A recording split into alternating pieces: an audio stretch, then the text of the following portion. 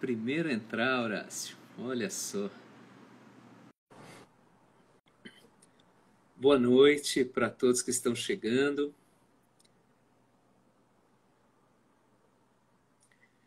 Vamos hoje para a nossa 47ª live da Revista de História, entrevistando Horácio Gutierrez, que já está chegando por aqui.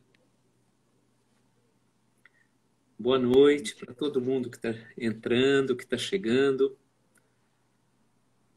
Boa noite, Horácio.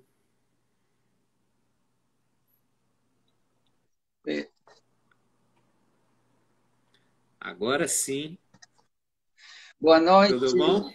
Sim. Boa noite para você, Júlio, e para todos os que estão participando, assistindo aqui. Boa noite.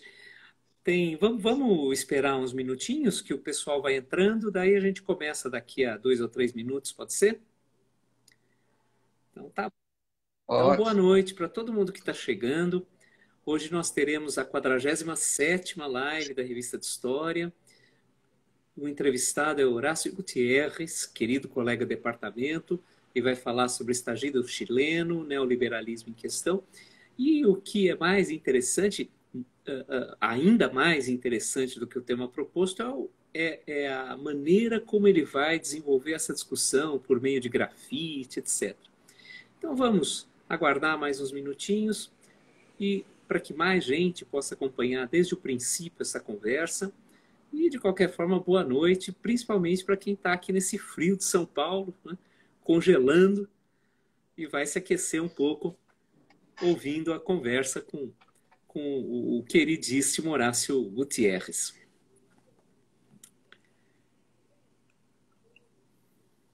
Em que bairro você está, Horácio? Pinheiros. Então, não estamos tão próximos, mas o frio deve ser idêntico. Isso, está muito frio lá fora, aqui dentro, em todos os lugares. Sim. Boa noite para todo mundo que está chegando. Já já a gente começa essa conversa sobre o estagido chileno 2019. O tema foi proposto pelo Horácio Gutierrez e ele daqui a pouco vai conversar, vai falar várias coisas interessantes sobre esse tema. Um tema que continua bastante vivo, né? Um tema que continua bastante presente em outros desdobramentos, em projetos políticos, nas percepções possíveis do funcionamento da sociedade chilena e, lógico, com ressonâncias em todo o continente. Bom, 6h04, podemos tocar o barco, Horácio? Então vamos lá. Podemos. Bom, agora oficialmente iniciamos essa 47ª entrevista da Revista de História. O tema de hoje é o estagido chileno, neoliberalismo em questão, e o nosso convidado é Horácio Gutierrez. O Horácio é graduado em Economia pela Universidade do Chile, mestre em Economia pela USP, doutor e livre-docente em História também pela USP. Horácio foi professor da Universidade Federal de Goiás, foi professor da Unesp Franca, foi professor visitante na Universidade de Santiago do Chile e na Universidade Nacional de Tucumã, na Argentina, e é professor do Departamento de História da USP. Atualmente é diretor do CEDAW, Centro de Estudos de História da América Latina, e coordenador do programa de pós-graduação em História Econômica do Departamento de História da USP. O Horácio tem dezenas de capítulos de livros e de artigos publicados em periódicos científicos, e entre os livros autorais, eu destaco de 2003, publicado pela Olho d'Água e preparado em coautoria com Márcia Naxara e Maria Aparecida Lopes, Fronteiras, Paisagens, Personagens, Identidades. De 2008, em coautoria com Omar Gutierrez, Literatura Folclórica del Maule. De 2008, também em coautoria com Aida Lekovic e com Manolo Florentino, publicado pela editora da Unesp, Trabalho Compulsório e Trabalho Livre na História... Desculpem, Trabalho Compulsório e Trabalho Livre na História do Brasil. E a coletânea de poemas, que eu pessoalmente gosto muito, publicada pela Rio Editores de Santiago do Chile, em 2012, Dulce Pátria. Horácio, um prazer te receber aqui, um prazer participar dessa conversa, prosseguindo nessa série de lives da revista. E além de te dar as boas-vindas, eu queria, já de saída, pedir que você contasse em primeiro lugar para todo mundo, alguns sabem, outros não, o que exatamente o que exatamente foi o estagido chileno, não é? Aquilo que é chamado de estagido chileno, em outubro de 2019, de onde ele vem e quais são os sentidos mais evidentes, mais notáveis do estagido chileno. Bom, o estallido chileno, a data simbólica de inicio fue datada en 18 de octubre de 2019. Na verdade, esse estallido já tinha começado 2 semanas antes, mas esse dia foi um dia que colapsou quase todas as cidades principais do país e se iniciou pelos estudantes secundaristas que protestavam pelo aumento das passagens do metrô de Santiago. Mas rapidamente o estallido subiu de adesão e se sumaram não só estudantes secundaristas, mas estudantes universitários, trabalhadores, mulheres, trabalhadores informais, partidos políticos, etc. A partir desse dia, e as reivindicações também cresceram junto com isso, desembocando para perplexidades de todos em a reivindicação de uma nova Constituição que superasse a Constituição pinochetista de 1980.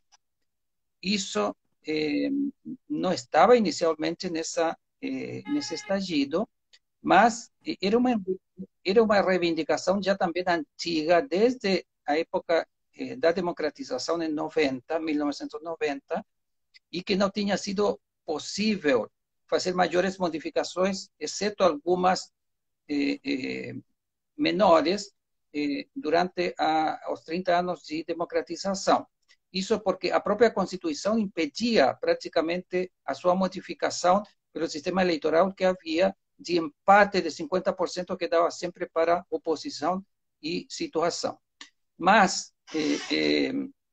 com o estallido e a natureza, o volume da protesta, o alcance que conseguiu a partir de 18 de outubro, os partidos de esquerda se somaram a essa reivindicação e conseguiram dobrar a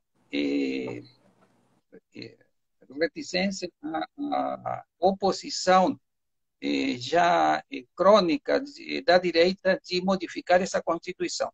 E se conseguiu um acordo, um mês depois, em 15 de novembro de 2019, um acordo chamado Pela Paz e Nova Constituição, pelo qual se convocaria uma Assembleia Constituinte, uma convenção constitucional foi chamada, pela qual se chamaria um plebiscito para ver se a população aceitaria essa reivindicação, essa nova Constituição, e, posteriormente, em 25 de outubro do ano seguinte, ocorreu efetivamente esse plebiscito com uma abrumadora maioria. 78% da população votou a favor de uma nova Constituição. Aí, nos passos seguintes, se escolheu, no ano seguinte, em 11 de abril,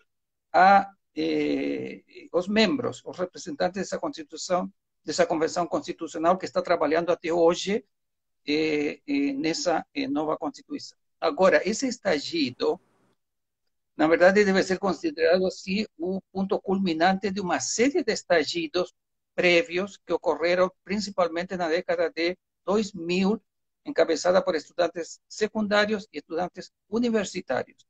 Nesses estudantes universitários se emergiram diversos dirigentes com propostas progressistas de eliminar todos os entulhos pinochetistas que ainda permaneciam no país, apesar de já 30 anos de democracia ou de fim da ditadura. E entre eles estava, por exemplo, Gabriel Boric, que atualmente, esse ano, foi escolhido presidente da República. Talvez o principal entulho pinochetista que permanecia era precisamente a Constituição de 80, que não autorizava mudanças estruturais na sociedade e permanecia embutidas nessa Constituição a ideia de que o Estado deve ser subsidiário, ou seja, não preocupar-se de nenhum aspecto social que pudesse a iniciativa privada levar à frente. Pinochet implantou, na década de 70 e 80, um modelo neoliberal que teve várias modernizações, entre aspas, como, por exemplo, as privatizações. Não foram só privatizações de grandes empresas públicas, foi privatização da educação, da saúde, da previdência, chegando a um estado mínimo. Esse tipo de privatizações é que estourou finalmente e desembocou nesse estagido de 2019. A educação pública foi degradada gradualmente com essa privatização e para ter uma boa educação haveria que pagar. As universidades passaram a ser, desde o tempo de Pinochet, todas pagas. As públicas, as privadas já eram, e as públicas também, até hoje, são todas pagas. E os alunos que querem optar a elas têm que ter recursos ou então pedir empréstimo, e o Estado criou um tipo de empréstimo.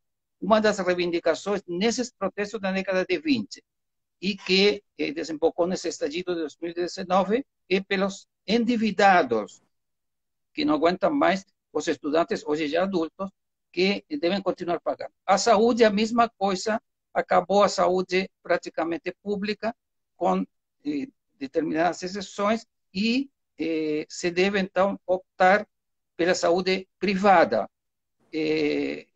que para os apoiadores esse tipo de saúde é muito eficiente, muito efetiva, mas para que pode pagar. E, nesse sentido, ficaram excluídas as grandes maiorias também da saúde. A previdência, a mesma coisa, ocorreu uma privatização, desmonte e eliminação praticamente de todas as aposentadorias públicas, exceto para as Forças Armadas, e se obrigou a população a escolher determinadas pensões e previdências privadas. Hoje, depois de 30 anos, muitos se estão aposentando com esse sistema de previdência privada, que são miseráveis, a maior parte é de menos de um salário mínimo, e são essas as protestas que aparecem e reivindicações que aparecem principalmente no estagido.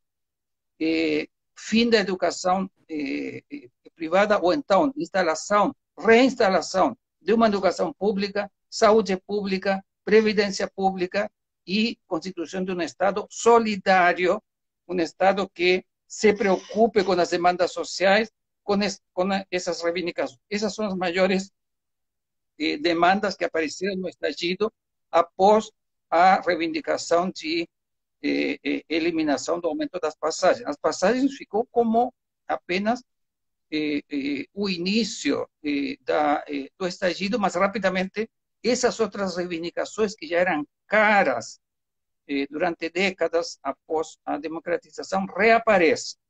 Mas o mais interessante de todos é que reapareceram não só essas reivindicações, mas apareceu uma reivindicação muito mais central, que seria a eliminação da Constituição pinochetista de 80 e sua substituição por uma nova Constituição que incluísse esse Estado solidário e que incluísse na Constituição que Pinochet eliminou dela os direitos individuais e sociais como deveres do Estado, o respeito aos direitos humanos e uma descentralização do poder. Talvez essa seja uma das causas e um dos sentidos desse estagido de 2019.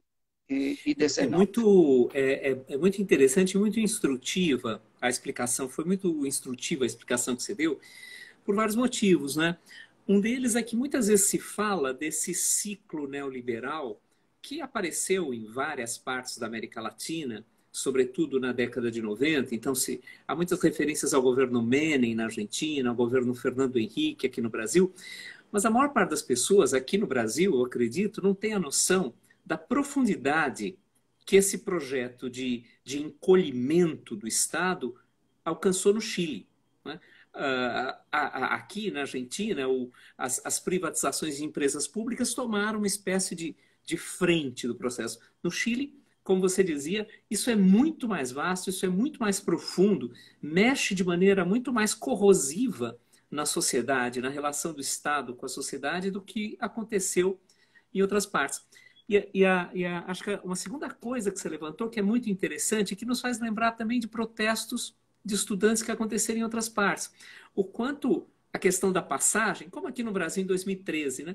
Como a questão da passagem, no caso do metrô, aqui do ônibus, como ela funciona como uma espécie de detonador, né? Para que a partir daí entre na cena política, exploda na cena política tudo aquilo que estava represado, né? Num país que passou por um processo de redemocratização como o Chile, mas que manteve, para usar a sua expressão muito feliz, um volume muito grande de entulhos, né, da época pinochetista, e a partir daí, enfim, se desencadeou. Agora, como que você usou dois marcos na sua fala, né? Você falou em outubro, 19 de outubro, a data simbólica, o marco do estagido, embora já iniciasse antes, e você falou do mês de novembro, cerca de um mês depois, como o momento em que se estabeleceu um acordo. Nesse meio tempo, qual foi a resposta, né? Imagino que certamente repressiva, duramente repressiva, do governo do Sebastião Pinheira, e de que forma você acha que isso afetou depois a própria continuidade do governo? Até os seus estertores agora na eleição, com protestos internos, com ameaça de impeachment, etc. Eu acho que entre esses marcos simbólicos que foram escolhidos para o estagido, o 18 de outubro ficou, em uma sexta-feira, ficou marcado como o início do estagido, porque o dia todo foi de manifestações, fechamentos de ruas, incêndios, e já espalhado, como tinha começado 2 semanas antes, já espalhado em diversas cidades do país. O governo ficou tão perplexo que teve que decretar estado de emergência, toque de recolher, diversos ministros foram substituídos, o Congresso teve que reunir-se às pressas para eliminar esse aumento de preços, etc. Esse foi o marco. E com isso, com essas medidas tomadas nos dias seguintes, às pressas, pelo governo, supostamente era para aplacar e eliminar essas protestas ou dar vazão a algumas dessas demandas, por exemplo, a principal de todas, ou a inicial de todas, que seria o aumento das passagens. Mas isso não acabou com as protestas, mas impulsionou segmentos dos mais variados da população chilena a continuar com esses protestos. Tanto assim que uma semana depois, na sexta-feira seguinte, foi a maior manifestação de mais de 1 milhão de pessoas reunidas em Santiago, em uma praça que se chama Praça Baquedano, ou Itália, rebatizada como Praça da Dignidade pelos manifestantes, e se reuniram essas pessoas, ou seja, o protesto não declinou, mas aumentou muito nas semanas seguintes, e por isso, quase um mês depois, passou também para o Congresso, para os demais poderes, para esse acordo por uma nova Constituição. Na verdade, esse protesto não só pegou de surpresa o governo, mas pegou de surpresa todos os partidos de esquerda. Nunca imaginaram que um protesto que se inicia com passagens do metrô ia a alcançar tamanha magnitude nacional e envolvendo todo mundo, paralisando as cidades. Então, os partidos se somaram a isso, porque muitas das reivindicações dos manifestantes eram contra os partidos não só de direita, mas de esquerda também, pela omissão, ou acusados de omissão durante 30 anos, de não eliminar todos esses autoritarismos remanescentes da época de Pinochet. E eles se somam nesses partidos, então, rapidamente, assim como o governo, e chegam a acordos no parlamento para essa nova Constituição. Mas teve outros marcos posteriores, e toda sexta-feira eram grandes manifestações em Santiago, a partir dessa Praça da Dignidade.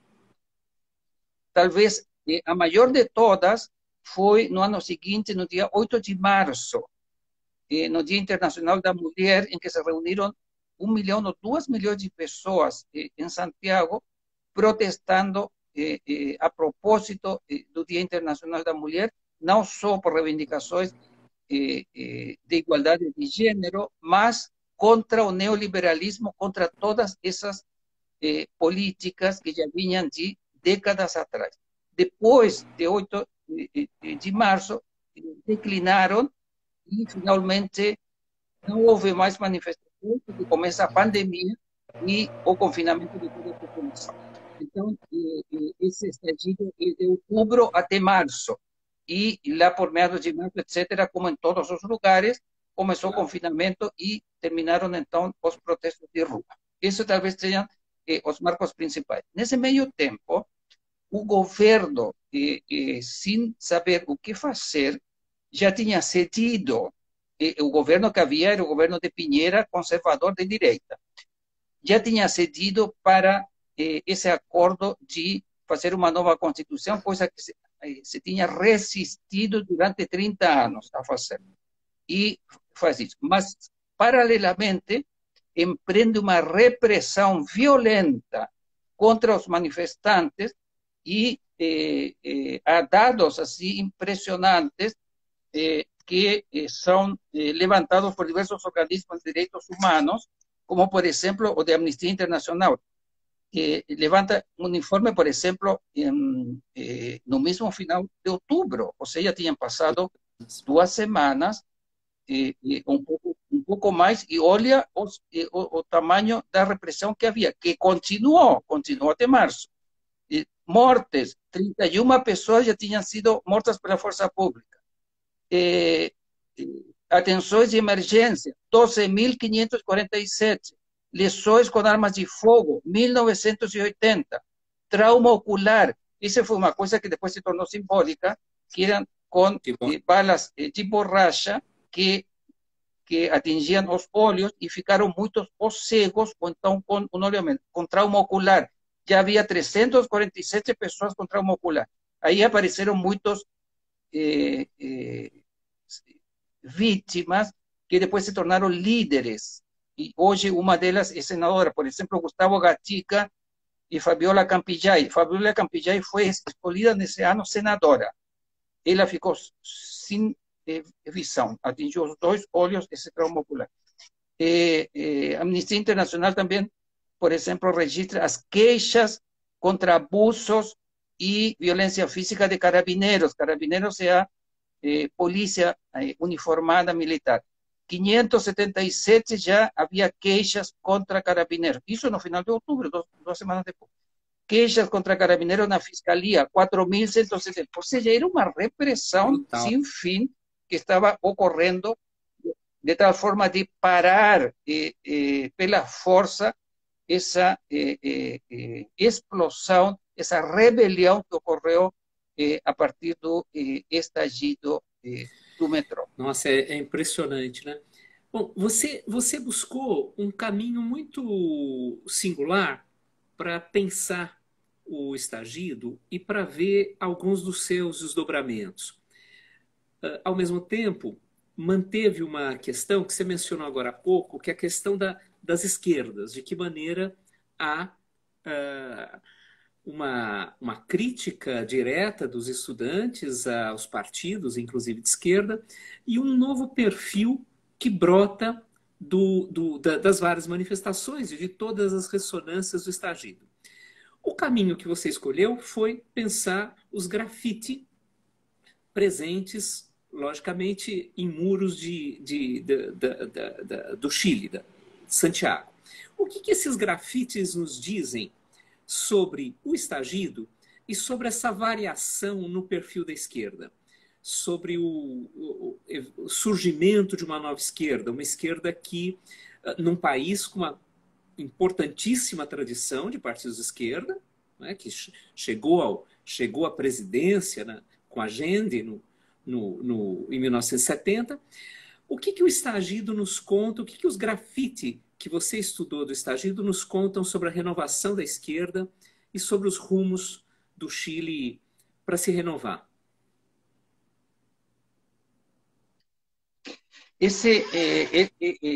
Os grafites, eu acho uma coisa muito, chama muito a atenção. Eu gosto desse.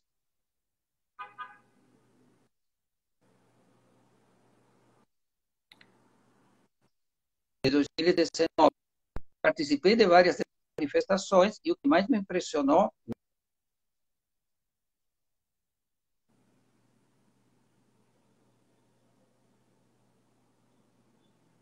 A gente está tendo uma pequena lentidão aqui no sinal, mas já voltamos aí ao ritmo da fala do Horácio Gutierrez.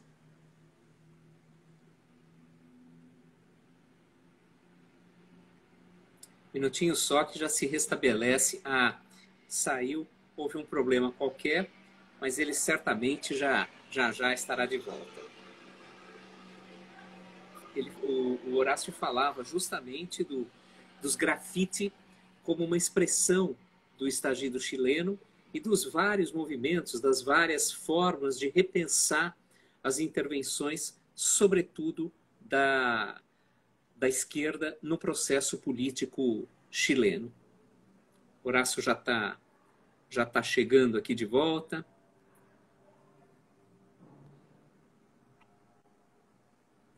Eu acho que caímos ou não? O sinal caiu, você sumiu um pouquinho, mas felizmente já está de volta. Você falava de ter ido ao Chile e de como ficou impressionado, porque você gosta, né? Bom, é muito difícil não gostar, né? Do impacto visual que os grafite provocam. E daí você começava a falar justamente disso, da sua observação desses grafite e do quanto eles trazem de caminhos para nós compreendermos o estagido em si e as transformações da esquerda chilena. Pois então, não sei em que parte fiquei, mas eu vou resumir rapidamente. Eu fui para o Chile em dezembro de 2019 e tive a oportunidade de participar de diversas manifestações e fiquei muito impressionado, porque gosto também, da pintura mural. A pintura mural é uma tradição no Chile desde pelo menos a década de 60 do século XX. Tem brigadas especializadas, cada partido tem, etc. Bom, e havia uma extensão de grafites em todo o centro de Santiago, em todas as cidades, e eu decidi fotografar esses grafites em 4 bairros, um de classe média, outro uma região estudantil, outra uma região popular, e depois na praça principal onde estavam ocorrendo esses acontecimentos, para ver um pouco que estava sendo reivindicado a partir dos grafites. E também uma outra coisa que queria saber é a esquerda, que se é possível apreender, retratar como se retrata a esquerda nesses grafites. Que esquerda existe hoje no Chile?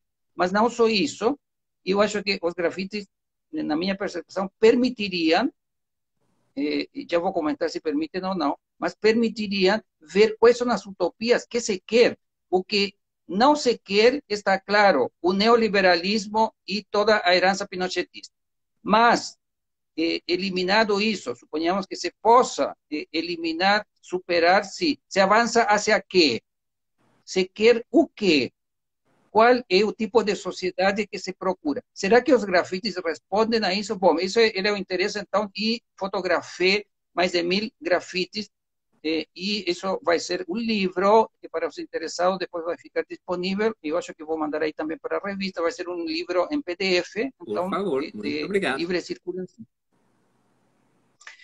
E fiz já um estudo, ou dois, já publiquei 2 artigos, pelo menos, sobre isso, que é o seguinte, que esquerda se retrata nesses grafites, essa esquerda que estava protestando no estallido e que está pintando grafites, e essa é uma coisa, mas eu queria ver um pouco mais essa esquerda, queria ver o que ela mantém da esquerda tradicional do tempo de Salvador Allende, do Chile socialista de 1970-73. Pelo seguinte, são os mesmos partidos que hoje existem e que existiam na época. São vários dirigentes, inclusive são filhos, netos, de aqueles grandes dirigentes dessa época que estão hoje comandando esses partidos. Partido Comunista, Partido Socialista, Partido Radical, esquerdas cristãs, diversos outros, e alguns outros partidos guarda-chuva que se formaram, como o PPD, que se formaram na época da democratização, mas que têm integrantes de antigos desses partidos. Então, seria interessante ver o que a memória que foi resgatado dessa esquerda de 70, do Chile socialista, a partir dos grafites que nessa época também se faziam abundantemente, e o que está nesses grafites hoje. E, além disso, ver essa nova esquerda, o que propõe agora. Na época era o socialismo. Agora se propõe o quê? O mesmo? Se propõe outra coisa? Se propõe o quê? Bom, o resultado dessa análise de grafites eu achei interessante pelo seguinte. Da esquerda, da Unidade Popular, se conservaram algumas coisas, mas muito pouco do central, que era, por exemplo, não aparece socialismo. O socialismo aparece em um outro grafite de 1000 e pouco, 5 deve haver onde aparece socialismo. Não aparece essa reivindicação que era central na época de Salvador Allende. Em termos de personagens importantes que são retratados nesses grafites, aparecem estudantes, aparecem mulheres, aparecem indígenas, etc. Mas não aparecem 2 figuras que eram centrais na época de Allende, que são operários e camponeses. Não há um único grafite sobre operários e camponeses, que eram as 2 figuras centrais do socialismo de Salvador Allende. Ou seja, mudou completamente o panorama da esquerda retratada nos grafites. Em termos de personagens políticos, aparece Gabriela Mistral. Gabriela Mistral morreu muito antes do Chile socialista. Foi uma poeta chilena que ganhou o Prêmio Nobel de Literatura, a primeira latino-americana que ganhou o Prêmio Nobel, e ela é reivindicada e aparece em diversas pinturas. Aparece também Violeta Parra. Violeta Parra também morreu antes de 70, e as músicas delas, músicas de protesto, eram muito cantadas na época da União Popular e continuam sendo cantadas agora. Aparece Víctor Jara. Víctor Jara foi um símbolo no Chile socialista e morto meses depois da ditadura. Ele também aparece nesses grafites, mas não aparecem outros políticos. Na verdade, nos grafites não aparecem figuras políticas, nem do tempo da Unidade Popular. Salvador Allende aparece, mas em termos muito, em uma escala muito menor do que, por exemplo, Violeta Parra ou Víctor Jara.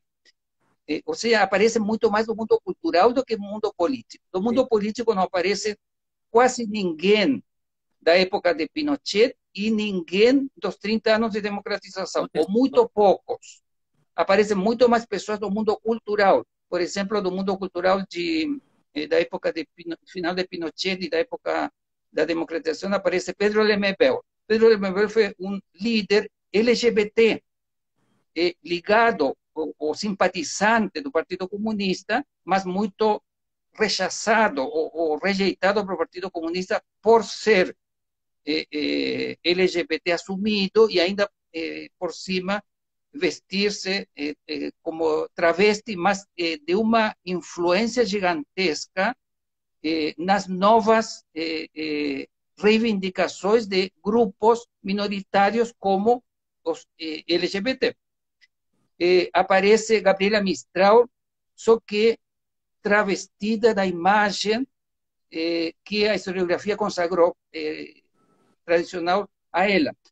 A imagem tradicional da maternidade, da infância, porque ela tem muitos poemas da infância que se aprendem na escola e todo mundo sabe. Aqui aparece uma Gabriela Mistral anarquista, encabeçando movimentos feministas, coisas desse tipo que não está muito dentro da imagem que foi construída dela pela historiografia literária. Ou seja, é uma imagem bastante diferente da esquerda de 70, embora esteja composta por os mesmos partidos hoje, a esquerda de hoje. Em relação ao futuro, fica mais complicado ainda. Não aparece nenhum dos líderes, por exemplo, que apareciam nos grafites habitualmente na década de 70. Che Guevara, Fidel Castro, Marx, não aparece nenhum grafite. Ou seja, as referências tradicionais políticas externas também não estão presentes. Mas há referências externas outras, por exemplo, anarquistas. Aparecem muitos símbolos anarquistas, a água, um círculo, diversos outros símbolos anarquistas aparecem hoje nesses grafites do estagido. Aparecem também mensagens como: não queremos Estado, não queremos partidos, não queremos hierarquias, ou seja, contra a institucionalidade existente. Isso está muito presente nos grafites e, aparentemente, a utopia de futuro, a sociedade que se quer seria uma sociedade muito mais igualitária, muito mais horizontal, sem essas hierarquias que habitualmente existem na democracia chamada burguesa ou na democracia tradicional. Que democracia se quer? Bom, isso fica mais na forma de pergunta do que de respostas a partir dos grafites. Os grafites não são claros em relação a que futuro se quer. São claros em relação ao que não se quer. Não se quer neoliberalismo, privatização da educação, saúde e previdência, se quer, isso está claríssimo. Não se quer violência policial, não se quer atropelos aos direitos humanos, se quer direitos individuais e sociais reconhecidos. Agora, que tipo de sociedade no futuro garantiria isso? Não se sabe. O que a gente imagina é que, dentro desses modelos políticos tradicionais, que seriam a social-democracia, o estado de bem-estar, essa estaria dentro disso, talvez com um estado mais forte, um estado que se preocupe de direitos sociais, do controle da economia, principalmente monopólios, oligopólios, etc., que não haja abuso por parte dos grandes grupos de poder. Isso aparece. Socialismo, eu acho que não aparece, mas poderá estar eventualmente escondido por trás de algum tipo de consigna revolucionária. A palavra revolução aparece muito pouco, mas aparece em alguns revolução, que era muito comum na década de 70. capitalismo e neoliberalismo é rejeitado em todos os grafites, não há nenhum a favor de capitalismo, mas mesmo assim aparecem coisas assim, por exemplo, que chamam a atenção. Na década de 70 se falava muito sobre imperialismo, sobre rejeitar o norte-americano, dos grandes monopólios, das multinacionais. Isso daí não aparece agora. E chama a atenção, por exemplo, coisas até contrárias a isso. Há grafites, por exemplo, que estão em inglês, e não são poucos. E nas 4 áreas onde eu pesquisei, nos 4 aparecem grafites em inglês. Isso me chamou a atenção pelo seguinte: grafite é uma forma de expressão, supostamente, para compreensão imediata. E, portanto, tem que ser muito curto e de rápida percepção. Agora, e por que em inglês? Estão dirigidos a quem? E aí a gente se pergunta, será que agora o povo chileno é bilíngue? Ou está dirigido para o exterior? Para que tirar fotografias e mostrá-las no exterior em inglês? A outra, e quem escreve isso? A esquerda agora então é bilíngue? Incorporou o inglês como língua adicional? São coisas que na época de 70 era pelo contrário, era contra Estados Unidos, contra a invasão cultural, imperialista, etc. E agora não, agora os grafites aparecem em inglês, que poderiam ser lidos por correspondentes internacionais, por professores universitários, por etc., e não talvez pelo povo, que não sei se sabe inglês o suficiente para entender o que está escrito e mais para escrever o que está colocado aí nos grafites. Por isso, eu fui atrás também de pesquisas que foram feitas de quem participava nessas manifestações. E a surpresa é a seguinte: são principalmente mais de 50%, 60% ou mais, têm curso universitário, os que participavam. Eram principalmente, então, estudantes universitários, jovens, metade homens, metade mulheres, e, portanto, era de camadas médias ou de camadas médias baixas, mas não estava o povo, aparentemente, e também, evidentemente, não estava a elite nessas manifestações. Isso talvez reflete muito do tipo de grafite que estava sendo feito, ou seja, e também das reivindicações posteriores que são amarradas ou conseguidas pelos manifestantes, mas também pelos partidos de esquerda que são repudiados nessas manifestações. Maravilha. Horácio, trazendo de volta a discussão para hoje, Constituinte, Boric na presidência. O quanto a Constituinte, com novos atores, com novos agentes políticos sociais, o quanto o Poder Executivo,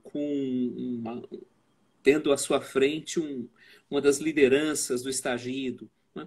O quanto esses dois espaços institucionais, a Constituinte e a presidência e o novo governo do Chile, conseguem responder às reivindicações desses protestos de 3 anos atrás, 2 anos e meio, né? Não deu 3 ainda, porque o quanto essa institucionalidade pode, de alguma maneira, a nova institucionalidade pode, de alguma maneira, responder a essa crítica institucional, essa rejeição institucional de que você falava. Ou, em outras palavras, a Constituinte e o governo Boric, eles conseguem acolher significativamente as reivindicações de 2019? Eu acho que essa constituinte e o governo Boric nascem dessa, desse estallido que provocou, eu acho que um dos efeitos foi o reencantamento com a política. Havia uma abstenção crescente, lá o voto é facultativo, uma abstenção crescente em todas as votações, e nas últimas, depois do estallido, aumentou de novo a participação política. O estallido convidou os jovens a ter esperança de que a sociedade se pode mudar, de que é possível eliminar essa Constituição que emperrava qualquer tipo de mudança. Ou seja, há uma nova visão em relação, eu acho que a política que o estallido promoveu, propiciou. Tanto assim que Boric é um dos líderes dessas manifestações estudantis, e vários dos ministros que agora estão formando o governo são também, Camila Vallejos e etc., são ministros desse novo governo.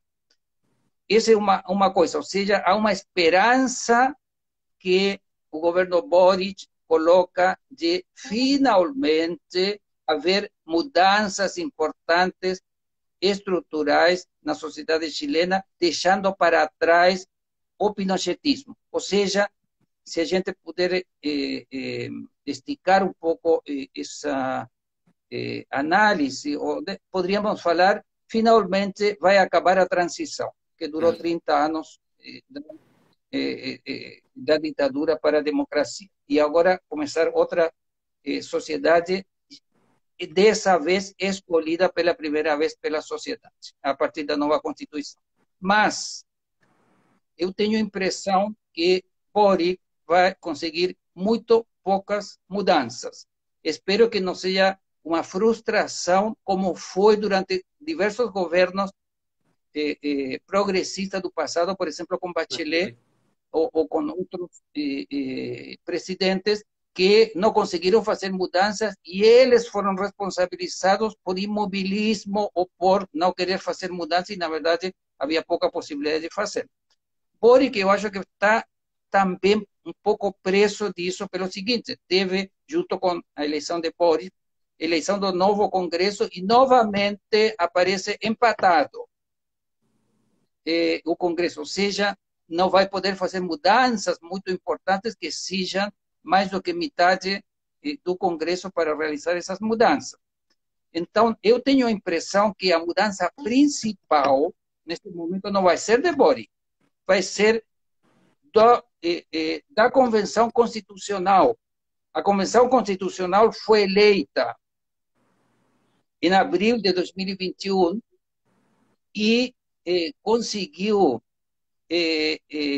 a maioria, aos 3/4, escolhidos por todos os partidos de esquerda e principalmente por novos grupos que apareceram, de independentes, de mulheres, de organizações territoriais, de indígenas, e que estão por mudanças profundas no Chile de hoje. E eles conseguiram mais de 2/3.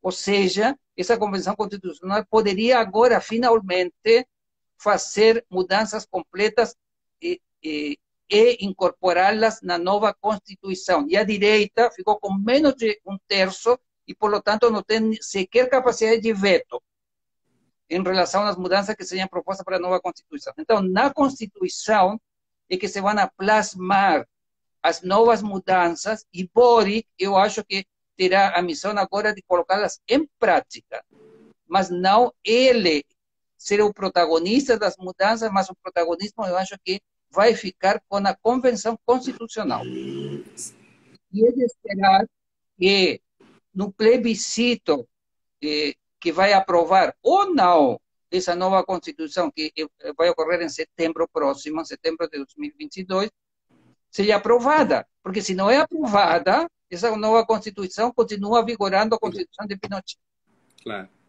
E como ando, a Letícia, agora há pouco, que está nos assistindo, Letícia Tarifa, levantou justamente uma questão que tem a ver com isso. como que hoje, depois do impacto inicial muito favorável na época da eleição dos membros da Constituinte, etc., como que hoje é vista a Constituinte? A popularidade dela se mantém alta? Houve uma queda nessa popularidade? Espera-se uma aprovação? Ainda faltam alguns meses, mas espera-se uma aprovação tranquila ou há uma tensão grande em relação a isso? De que forma a sociedade chilena está reagindo ao andamento da Constituinte?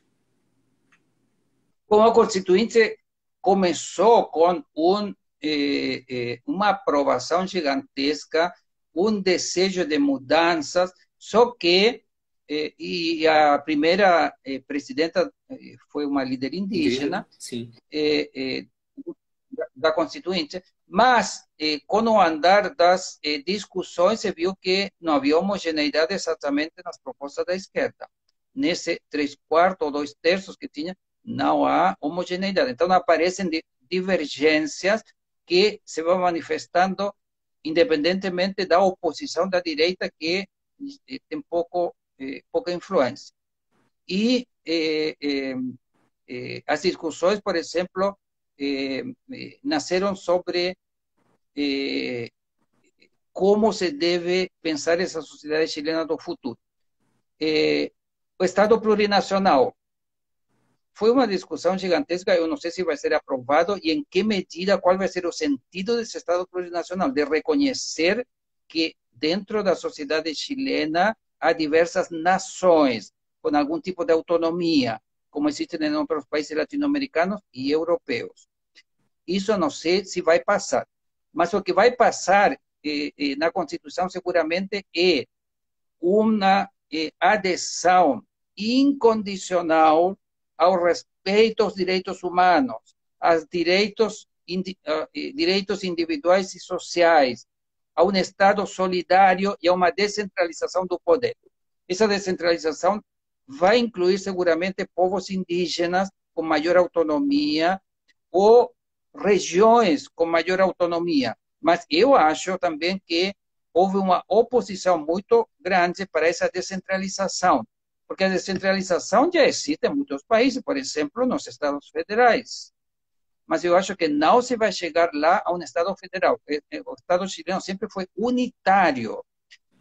Todo o poder estava em Santiago, os recursos em Santiago, as autoridades em Santiago e as províncias ou as regiões muito abandonadas em termos de recursos, de preocupações. Por isso, essa necessidade de descentralizar. Mas isso é uma grande discussão que ocorreu, qual é o nível de descentralização. Ou seja, deve haver governadores, como aqui, por exemplo, no Brasil, eleitos, deve haver uma Câmara em cada região, uma Assembleia Legislativa. Acho que não se aprovou a Assembleia Legislativa, mas algo mais indireto.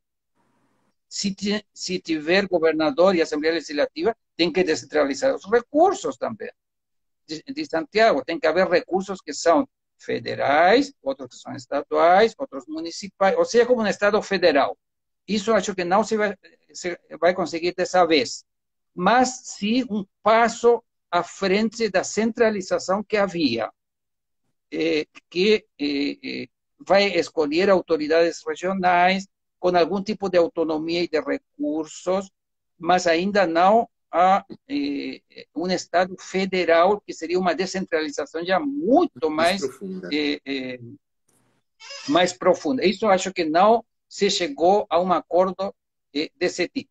Em relação aos indígenas, é um problema que agora Boric vai ter que enfrentar, e todos os governos anteriores tiveram que enfrentar, pelo seguinte: a população, as comunidades indígenas, as nações indígenas, são várias no Chile, mas a principal é a Mapuche, que se localiza no sul, mas a principal população Mapuche não está no sul, no campo, mas está residindo em Santiago, urbana.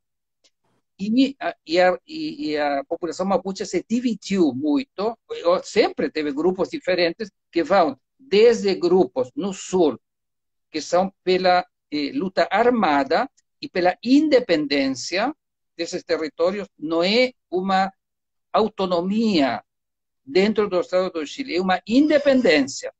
Isso não vai passar. Eu acho que já não passou, aparentemente, nisso. Então, vai ter algum tipo de autonomia e vão continuar, então, as protestas pela independência total. Tanto que há grupos no Sul que não conversam, não são pelo diálogo, não conversam nem com a esquerda, menos com a direita, com nenhuma, pela repressão a que têm sido sujeitos historicamente e continuam sendo reprimidos até o governo passado, e esse governo vai ter que ver como vai enfrentar esse problema. Mas há outros grupos indígenas que são pelo diálogo e outros que são pela assimilação. Ou seja, devem se adotar todas as características de igualdade, igual que a outra população, porque não tinham essa igualdade. Então, deveriam ser pela igualdade, mas é pela assimilação. Outros devem ter condições adicionais, ou cotas, ou desse tipo de coisas, para poder chegar a uma igualdade, e outros que são pela independência. Esse tipo de discussão foi imensa também, ou tem sido e continua sendo, dentro da Convenção Constitucional. O que se avançou muito, que foi uma coisa impressionante, é de igualdade de gênero. Quando se faz esse acordo pela paz e pela nova Constituição, em novembro de 2019, se chegou a um acordo de que todos os integrantes da Convenção deveriam ser paritários, metade homens e metade mulheres. E a Convenção assim funciona, metade homens e metade mulheres. Essa paridade de gênero, essa igualdade de gênero, se quer incorporar na Constituição para outras dimensões, não só para um Congresso, não só para concursos ou entidades públicas, mas que avance em direções inesperadas décadas atrás. E que as mulheres conseguiram, os movimentos de mulheres feministas, mas também dos partidos, incorporaram esse tipo de demanda que estava ausente em todos os partidos de esquerda e mais nos de direita. A esquerda era uma reivindicação assim que interessante tudo, mas em segundo, 15º lugar, sei lá onde estava, como na hierarquia de prioridade. Agora passa a ser uma prioridade também muito importante a igualdade de gênero, contra o racismo, contra xenofobia, contra o classismo, que é muito presente no Chile, contra a homofobia, contra, etc. Todos os preconceitos que há, seguramente vão estar muito incorporados na Constituição, se eliminar, pelo menos legalmente, ou dar as bases para eliminá-los e que constem na legislação. Então, nas mulheres, foi outra coisa de igualdade de gênero muito discutida, mas eu acho que com muito mais sucesso do que em outros âmbitos, e que vai estar presente na nova Constituição que esperamos que seja aprovada, porque agora tem uma campanha pela não aprovação por parte da direita, que ficou espantada com as novas artigos e novas diretrizes que tem, abandonando completamente o Estado mínimo, o Estado subsidiário, para passar a um Estado solidário de direito que garanta a inclusão da população e não a exclusão, como era a norma dentro da Constituição pinochetista. Nosso tempo está estourando. Só um pedido de esclarecimento aqui do Ciro Cacique, que é uma questão terminológica, na verdade. Ele pergunta se é uma constituinte ou é convenção, se existe alguma diferença na natureza e na formação como órgão de poder. Acho que deve ser uma questão ligada à terminologia. Como aqui no Brasil a gente usa Assembleia Constituinte, deve ser algo por aí. Mas eu... Não, é uma nomenclatura que se discutiu naquela época, quando se fez o acordo, e todo mundo falava de Assembleia Constituinte, como se chama em todas partes. Mas para evitar essa mudança radical, a direita vetava e finalmente se chamou Convenção Constitucional. Havia várias formas e vários nomes que iam ser adotados, A esquerda queria Assembleia Constituinte, evidentemente, se é a forma que em todas as partes se usa. Mas isso indicava imediatamente uma derrota da direita e um avanço da esquerda que finalmente conseguiu uma Assembleia Constituinte. E discussões para lá, discussões para cá, e finalmente se chamou Convenção Constituinte. Mas uma Assembleia Constituinte, como todas as assembleias em diversas partes, como a que houve aqui em 88, para mudança da Constituição com eleições livres, informadas, de participantes de participação de seus membros para a composição dessa Assembleia Constituinte, a eleição de seus membros, o regulamento é a mesma festa, ou seja, está tudo como uma Assembleia Constituinte, mas é chamada de Convenção Constitucional por essas travas e que a direita não queria colocar nomes que indicassem uma derrota total que tinha tido a direita. Maravilha, Horácio. Obrigadíssimo. Temos que encerrar porque estamos batendo em 1 hora, já vai cortar a transmissão. Então, te agradeço muito. Quem sabe mais para frente, depois de setembro, a gente volte a conversar para daí você fazer um balanço dos resultados efetivos, né? Após esperemos, o plebiscito aprovar a nova Constituição. Mas muito obrigado. E o futuro da implementação dela. Claro, exatamente. Então, muito obrigado mesmo, em nome da Revista de História, da qual você faz parte, como todo mundo do departamento faz parte. Então, muito obrigado, foi uma entrevista maravilhosa. Boa noite para você.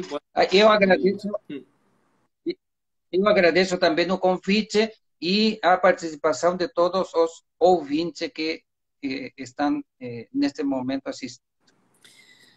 Boa noite para todo mundo. Essa foi a 47ª entrevista da Revista de História com Horácio Gutiérrez sobre o estagido chileno de 2019 e todos os desdobramentos.